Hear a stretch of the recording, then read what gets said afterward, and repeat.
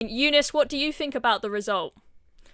So I'm just going to give myself total credit, because I've predicted this election fully by myself. I told you they're going to win every single swing Eunice is state. better than the pollsters.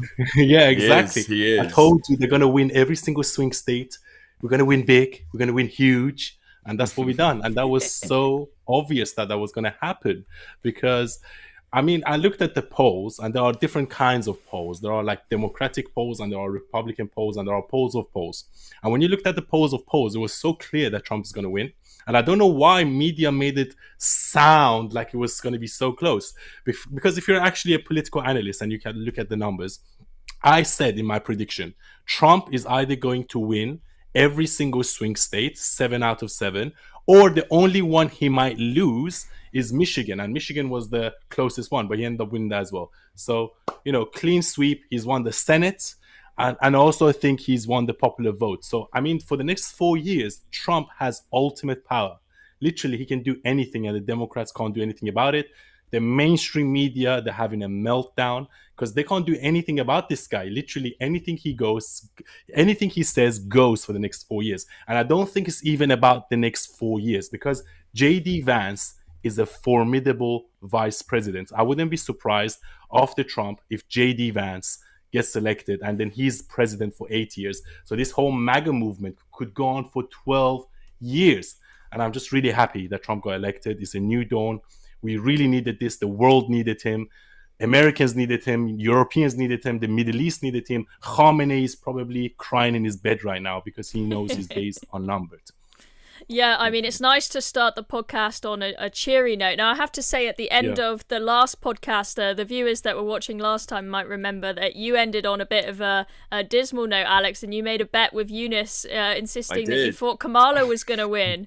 So are you going to be handing cash over to Eunice now?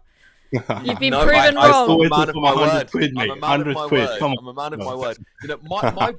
My biggest worry, and so I think what's really interesting now, you'll see this if you're on Twitter, is people are putting up the votes over the last 4 or 5 presidential elections, and this huge anomaly, which is Biden's presidential election, where he won by 20 million extra votes, and everyone's looking around going, there was something really off about that. So my worry was that it was going to be riggable, but of course it was too big to rig. You couldn't stop Trump this time, and I'm over the moon. I'm absolutely over the moon. This is it. I said this earlier on today, but it's a great day for biological women.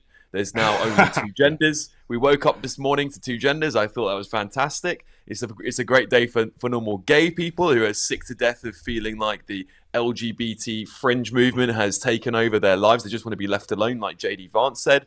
It's a great day for government transparency. It's a great day for peace. And frankly, it's a great day for politics because that Kamala Harris was the worst politician I've ever seen. She was the most scripted. She was given the platform of all the legacy media, and she still managed to didn't lose. Sound like she was scripted because you couldn't understand any of the words that were coming out. I mean, even with the teleprompt, it makes no sense. Speaking on the phone, she was speaking on the phone, pretending to speak on the phone, and then she points out the phone and she's on the camera. Like she's even the worst actress. She's fucking stupid, I swear. Yeah, the warmongers are having a very bad day today, and I can't wait. This is the most important election in modern history, and the wars will stop. Trump will get hold of things and really start smashing heads together. So I think as Farage was saying this, this is the most important election, and he's done it. He's absolutely done it. Well, Keir Starmer is probably shaking in his bed as well now. He's going to have a tough 4 years with Trump. Right.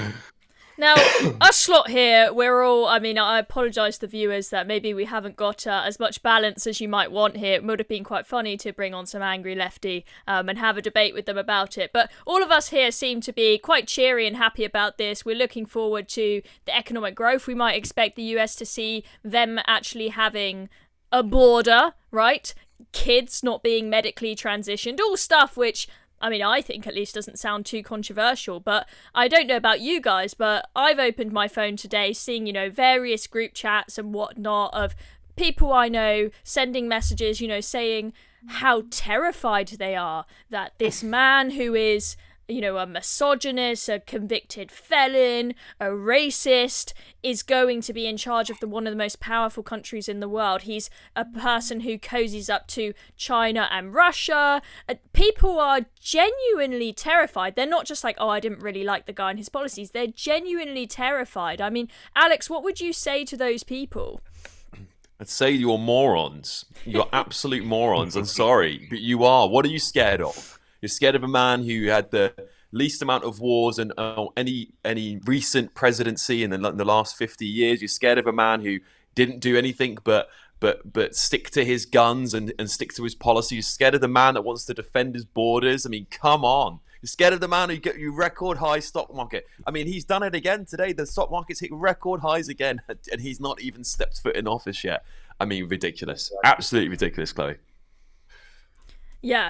I was trying to invest in Dogecoin, Dogecoin from Elon Musk, because it was like on 13p, and I tried to invest in it, and then for some reason Coinbase wouldn't let me, and now it's surged, and I'm like, dude, what the fuck? I just lost like thousands of pounds I could have made there. Like, but the thing is, the stock market was going through its biggest bull run ever under Trump.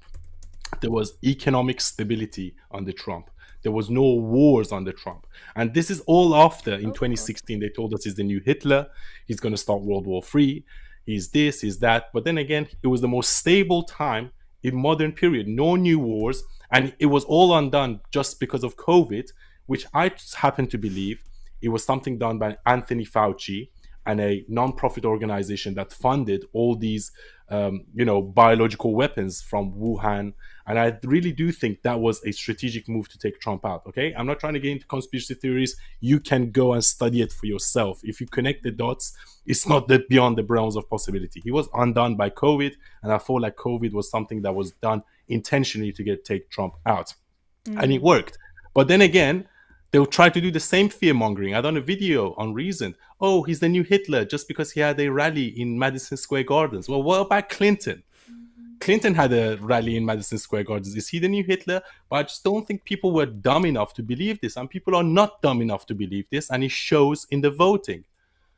Well, I mean, some people clearly are dumb enough to believe it, because there are still plenty that went out and voted for Kamala Harris. And now, Alex, I mean, I know you said that when I said, what would you say to those people that are terrified, that you'd say that they're morons. And some of them will be morons, but, I will be kind and I will say a lot of them. I mean, for example, I've just seen the family group chat from my family in America this morning saying how terrified that they are. And those are people who I know in my family. They're good people, they're intelligent, they're not morons. But they're not people who are actively involved in politics and actually, say, sitting down and listening to a 3-hour Joe Rogan interview with Donald Trump to actually hear his policies. These are people who just read the news. They read the mainstream media. And I understand why they would be scared, given the kind of headlines that are put out. And I think what's really upsetting is the fact that after the first and then second, obviously the first one being the one that got all the media coverage, the Trump assassination attempt, that maybe the media would look at themselves and say, maybe the way we spoke about him had something to do with this. Maybe the way we speak about people is actually quite dangerous and endangering lives. But nothing seems to have changed, which I think is quite depressing, to be honest. Just going back to before we'll shortly be joined by Melissa, just talking about the polls. So the polls, they always seem to be inaccurate, and part of that will often be down to the fact that the pollsters don't ask enough people. I mean, I don't know about you, but I've never been phoned up by a pollster. I've never been asked how I'm going to vote. So there's a small sample size. But I'm just wondering what you guys think about the notion that the polls are changed on purpose, because I thought that it was interesting, a point that Trump was making on Joe Rogan's podcast, that in the last election that they showed that Hillary was way ahead, rather than it being on the cusp, to make sure that Trump voters that were marginal didn't bother to go out and vote. If they thought, he's already lost it, then they won't bother to go out and vote. So he thought that the pollsters were messing things up intentionally. I mean, Alex, what do you think? Do you think that's just sort of a bit of a conspiracy theory, or do you think that genuinely happens? No, I tell you what it is, and it was really interesting. There's one pollster that got this absolutely bang on, and it was JL Partners. They're a UK-based pollster, I believe, actually. And what they said was really interesting. They said the polling methods that the mainstream media and all the old school pollsters have used are the same as they always do, which is basically phoning people and having a register of people to call up. Now that is a very dated thing to do. It's a very, very dated thing to do, and therefore they're getting this sort of, they're trying to be unbiased. So they're basically sampling people they already know how they're going to vote. But what JL Partners did is they went through apps, they went through games, they went through social media, and they got all of these different ways of getting people to engage with their polls. And what they found was a very different story. And they were ridiculed for putting their poll out, by the way, saying he was going to win by this big, big margin. And it's shamed. It's shamed again. Legacy media shaming them. But I do think that there's possibly an element here, Chloe, of the Democrats wanting to get their vote out, wanting to get as many Democrats as possible to go out and vote for them. Because as we saw, their vote just didn't show up again today. They barely had, I mean, a lot of people are either swing voters or didn't. Those 20 million people just went missing. So, I think when they say it's going to be closer, it means that they have this push and this drive for people to go vote Democrat, but it hasn't worked. Have you got what it takes to be a reasoned presenter? Well, send us a short clip of yourself to join@reasoned.uk and we might be seeing you on this very channel very soon indeed.